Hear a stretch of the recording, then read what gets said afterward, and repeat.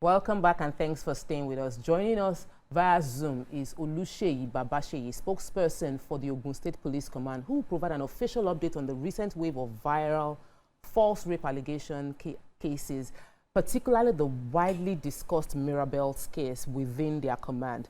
He will walk us through the progress of the investigations, key findings so far, and the next line of action from the law enforcement's angle. Welcome to the show, officer. Yeah, welcome. Good morning. Good morning. So this story went viral. The many angles to the story: drug abuse, false rape accusation, and for me, we wanted to find out from the law enforcement's angle what has been done so far, based on the investigations. Basically, we got wind of the Mirabel's issue, and we engaged her to report at the nearest police station, which she did. Where there's a rape, where there's alleged rape, there has to be medical evidence. As professional as we are, the DPO debriefed her, and she was taken to the hospital for the necessary tests to confirm the situation. And as of now, she's with us cooperating with our investigations to get the root of the rape allegation. And if it's otherwise, the investigation is still ongoing and will unravel the extent of the claims made or the claims that were not made. So as that now, the investigation is in top gear, and we encourage the public that that when you assert, you have the duty to prove what you say. And it is necessary that, are you hearing me? Yes, we can hear you. Yeah, and it's necessary that any assertion must be backed up with evidences and proof. And we as the police command, we are doing all that is necessary to get the necessary evidence. Okay, sir. Yeah, let me ask you, sir, what exactly will the test determine? What are we looking to hear from the sort of test that she's running right now? Is the every test that has been taken and done is to look to confirm whether there was a rape or not. Because for you to go to court to buttress a rape claim, it is not only by mere asserting, there must be medical evidence to corroborate the claim of rape. As you know, the points to prove to rape are very, very stringent and cannot be amended, as the law has stated. Okay. So we're independent investigators or specialized gender and sexual offense units involved in this matter? As we speak, the gender unit of the state command is the one that is furthering the investigation. And that is the duty on them. And they are doing the necessary and the needful to get the facts to corroborate the case at hand. The Mirabel was seen or was heard on a video shared by a blogger, revealing certain facts. How much of those external evidences are you going to rely on in your investigation and interrogation of Mirabel? Basically, we as the command are doing independent investigations. Every other evidence is seen online may corroborate, but our investigations are independent to unravel the facts and circumstances involved in this case. So this will be secondary evidence to us for the now. Okay, so I have a bit of I have a slight challenge, because even when we introduced this segment, we said false rape accusation because it came out that she already said, she fabricated the story. So when we in your information to us, you were saying that she was being tested to ascertain if there was a rape. Is she being detained based on false rape accusation, or she's being detained to verify if she was truly raped, or she's being detained, like, why is she being detained? And are we disregarding the fact that she mentioned online that it was now a false rape accusation? Kindly help us provide more context to the detention of Mirabel.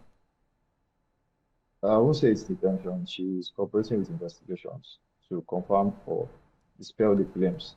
So we can't just come out to say something is false or something is true yet. Only investigations will give us the true the true fact of what's happened. So we can't assume it's what that can be proved and that can be taken to court. And the court is bound to look at evidences, not per se. As you know, the social media, there's a media trial ongoing on many issues, but it is for us as a police to clarify those facts. And when everything is done and the investigation is concluded, the general public will be informed about the facts we have gathered and the extent of how our investigation has gone. Okay, so if eventually it is found that she was actually raped and probably wanted to change her story for whatever reason, what would be the way forward from that? That's one. If also she's found to have lied about the rape, what would be the way forward? If it had happened, investigations will unravel and the perpetrator of the act will be arrested and the necessary will be done and the charge report. And as I told you, evidences gathered will point to it. If it was not, if it was to the contrary, that she's lying, then there's giving false information is an offense under the law. And also, you know, the Cybercrime Act of 2015 went a large extent to curb giving false information online or sharing information that is unverified or untrue. So our culpability will be much under the law. And we as a police will not do anything that will contravene investigations and contravene anyone's rights without the law stating so. Okay, so I like what you just said now, because I wanted to ask about the social media influence. So how has social media narrative, you know, either complicated or influenced this investigation so far? And how would this, you know, this particular investigation now, you know, affect, you know, content creators, you know, that, you know, because it's as if these days people are trying to test their limits on social media, you know. So how does this also help or mar content creators use? Or if a content creator is trying to do something about rape, they have to be specific that this is just for content creation purposes. But how has the social media narrative either complicated or influenced this investigation so far? As you know, content creation is a good thing that helps that creates entertainment. But every content creator should be very conscious that they follow the law in content creating. How did I say so? Because they have lawyers. When you make content, you should be guided by law and the necessary enabling laws that says this should be done or not. Or, you know, the Cybercrime Act, they should scrutinize what should be done. Most of the times when you do all this content, you must put disclaimers before starting your content so that people will know this is not a real situation you're trying to portray. So, and that will reduce the effects of the contents on the real life emotions of people.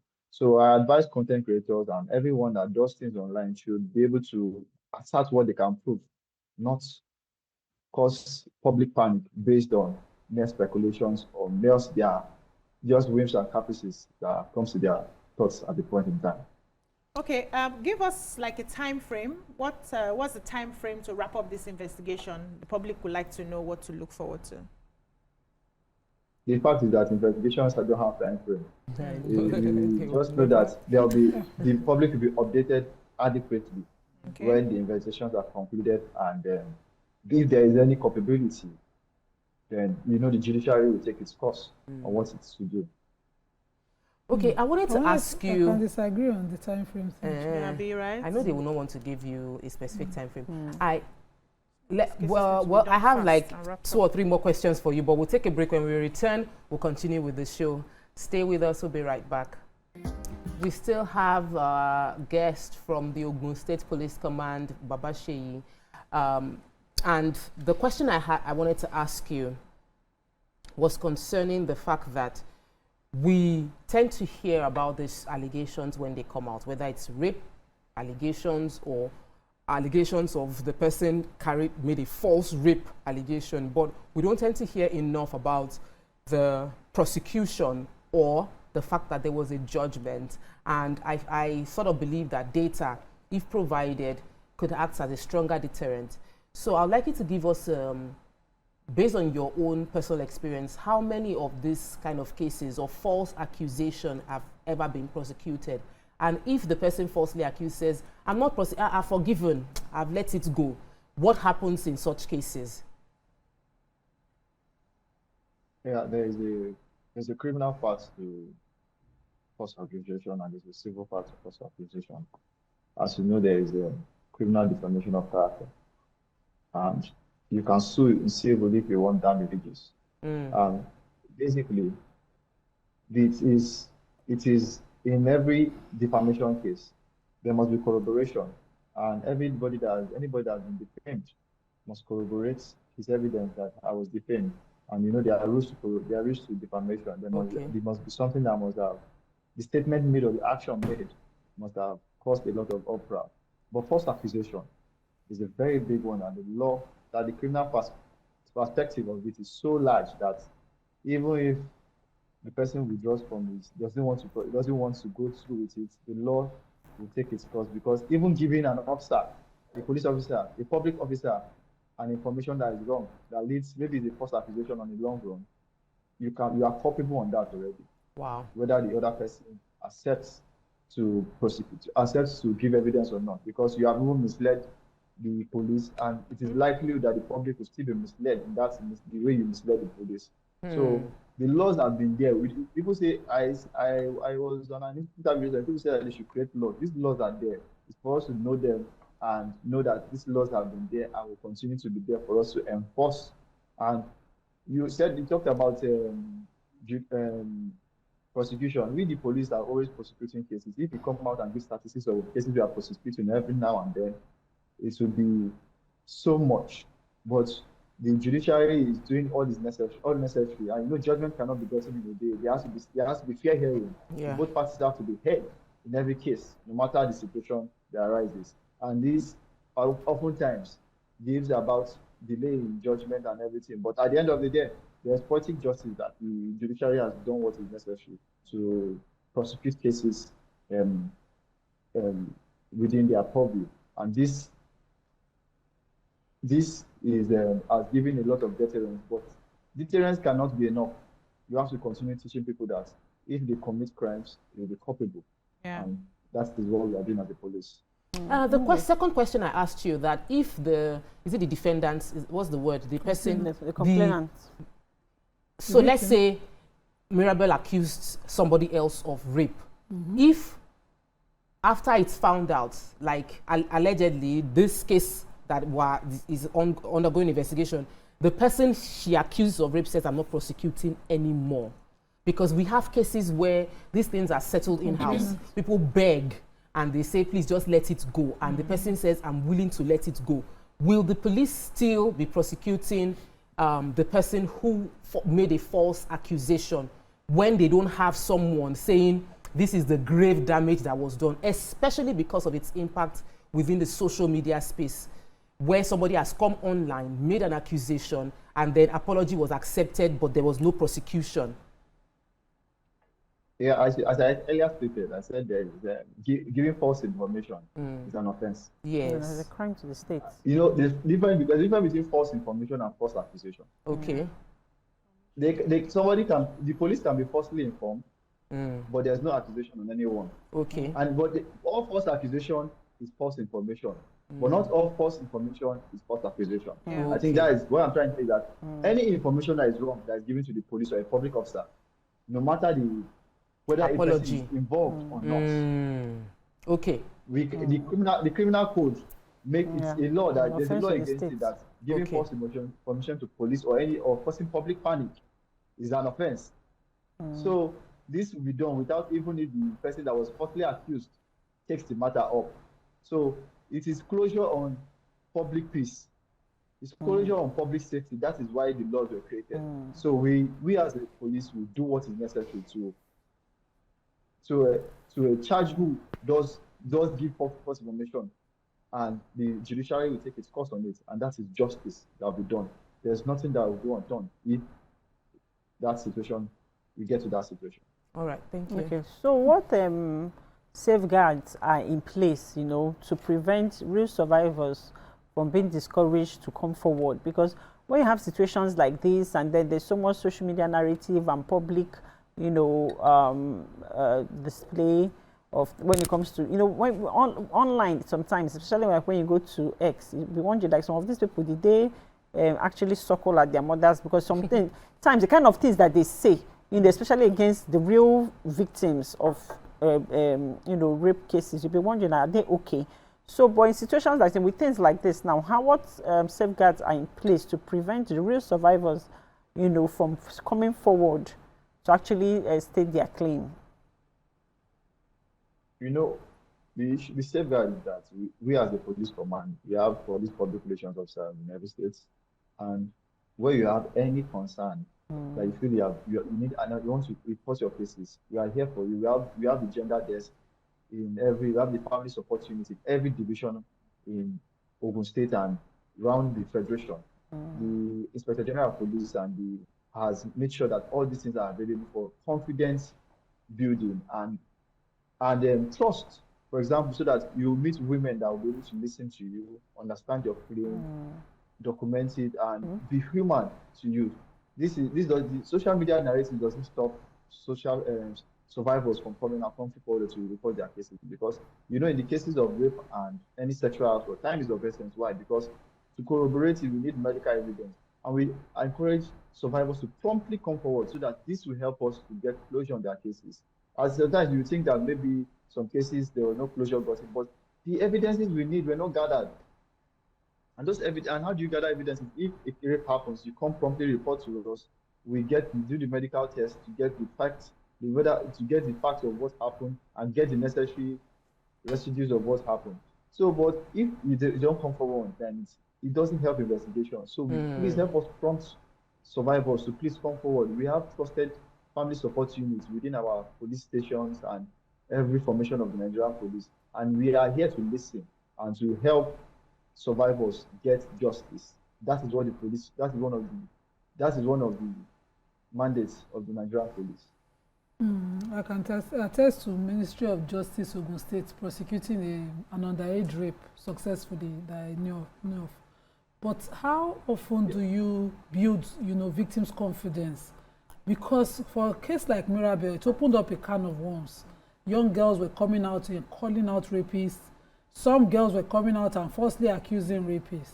How did you manage it? By reaching out through those social media platforms that they were posting me too, you know, to encourage them and give them confidence to come? Yes, we have a gender unit in every police command. And as the case that I was studying, the Mirabel case is handled by the gender unit. They do sensitizations. We go to schools, we go to tertiary institutions, secondary schools, primary schools, to talk to students. Even in this drive, we see students that open up about their issues, their personal issues, and this has given us a step ahead to be able to solve these issues. So we continue to build confidence of people to make them understand that they have human dignity, and the way they can protect their human dignity is to speak up at the right time so that we can get closure for them and justice. Because if most of them don't get justice, they live a traumatic life, which will not be helpful to them, and we are against that trauma. And we as the police will do all necessary to give them closure when there's any sexual assault on them or any harassment. That is our work. So are there agencies, that you partner with, that, you know, provide scientific evidence materials like, you know, rape kits and all of that? We partner with hospitals. If any rape case is reported, government hospitals give us, they are taken to the government hospital and the necessary tests are done in the hospitals. And NGOs have come forward on many grounds to support the drive by partnering with us, doing some sensitizations and telling children and students that basically when all these things happen, the necessary things to do, who they should speak to, and how to get that. So every of those things are in top gear, and those partnerships with hospitals have given us very good closure and fast swiftness in able to get medical evidence in rape cases. You know, when we talk about rape, you know, everybody looks at the girl child. So can you tell us, like, as in, if there are genuine reports in terms of abuse, sexual abuse on the male child, if those are also, they are being encouraged to report these cases, how those investigations and cases are being handled, or if there's a ratio or the rate when it comes to male sexual assault and abuse. Abuse is a general thing. It's not really, it's a general thing. Men and women are abused. Boys and girls are abused. As that's why we always encourage parents to be very close to their children, so that this will not degenerate into situations they will not be able to control or get closure on. We encourage parents to be close to their children, speak to their children, let their children see them as confident. And this goes a long way to give closure that this is a preventive drive. So where it is not, it has passed that stage, we encourage counseling, and we always listen to these cases and try to get the perpetrators of these acts prosecuted, and that is what we do as the police. Okay. There was an issue of controversy in this particular Mirabel case where they said VDM had interviewed her, and many Nigerians felt the interview had happened while police was already in charge of the case. And some persons were asking if VDM is now a part of the police force who is investigating. So I would like a form of clarity on that. Was she interviewed while the police had already taken hold of the case, or before the police interfered in the case? Okay, I said before, she was taken to the hospital immediately. She got to the Ovijo police station. Do you remember when I said so? Yes, I said then, yeah, she's a victim and a survivor. She has access to her phones. Okay. Nobody can take her phones. From So her. anybody can call her and she can talk to anybody. She's not, she's a survivor, and anybody can call her and talk to her. So if she had a communication with VDM, it's her right as a citizen. Okay. I just wanted that clarity for anything she Nigerians. opened up to VDM is what she felt like opening up. Yeah. So we as the police are not bound to stop her from her Having that fundamental right of communication. freedom of speech and expression. She No, you determines who she talks to matters to her, not it is. If it's, we can't stop her from talking to who she wants to talk to. Because she's the she must victim have here. talked to She's not a VDM, criminal. And anything that must have transpired is based on what the understanding she had with him. Allegation. Okay. I just wanted that clarity for Nigerians who were questioning at what point it happened. I'm a Thank bit you, confused, and I know a lot of also our viewers are please, on my side. we should also know So that Wait, he said Sir, policing is a shared responsibility. okay. Anybody can help in investigations, and that doesn't thwart investigations. Of the You police. as a presenter can give me a fact today, and that somebody was raped, and the person wants to confide in you. I cannot stop that person's confidence in you because I'm investigating. That will even give me more closure and getting more facts Yeah. to corroborate Okay. Amazing. incidents that happen. Thank you, sir. okay, so the confusion in this matter is that we use victim as opposed to suspect in this matter. What exactly is this that we are investigating as concerns Mirabel? Because just as you have agreed with us, we are also relying on what we found on social media. So this person supposedly created a fabricated story about herself being abused. So who is the victim? Who is the suspect? You're still investigating. I think I've expressly stated all this from the beginning, but you're trying to touch my words. No, Victim. because that is a bit confusing. A suspect can be a victim, as you know. Okay. The circumstances of cases will determine whether a suspect is a victim or Or not. not. Upon And we are working investigation. towards getting to unravel the circumstances. The right And title. in due What's time, the title? the public will get the full details of what is our Yeah, investigation. I understand We you, don't do sir. it. Title is loading. It's just because somewhere in our minds, we, the viewers that have observed this story from the beginning, based on social media, have done police work, lawyer work, Judge and judge jury. work on top of Mirabel's matter. Yes. So in our mind, we feel that at first we defended No, her, what's we the offense? investigated the story, we picked holes in the story, then we now felt justified when she came out and said. So in our mind, we feel like the police is being slow. We know the end of this story. What are you investigating? What's all this going on? So Arrest I guess, somebody. so I guess that's why that question came out to you again. Not because we didn't hear you, but we just felt like we've already done our own Judge and public jury. opinion investigation, and we have Okay. adjudicated the case and we have already even sentenced this alleged person to the necessary imprisonment we feel should be meted out to this person allegedly for the crime she allegedly committed on her own account. How does that impact on the work of the police though, where you are investigating a case that is so publicly analyzed? It doesn't, basically, it has mere impact on our investigation. That's what people don't understand. We have to do independent investigations to find out the true facts, because facts is different from truth. So it's normal for people to speculate online. There is public opinion. We will not play to the gallery. That's what people don't understand. We are going to do what needs to be done. As I am a lawyer, but you may think, but we have a lot of people that are very knowledgeable in police force, and the investigators are so knowledgeable in gender-based issues, as the Inspector General or police has trained as other trainings and retrainings on this. And I assure you that we will get to the end of this, but it's not the media it's not the media trial of the situation that will bring justice. Many situations that be tried on media are not gotten closure, but when we investigate, closure will be brought into it.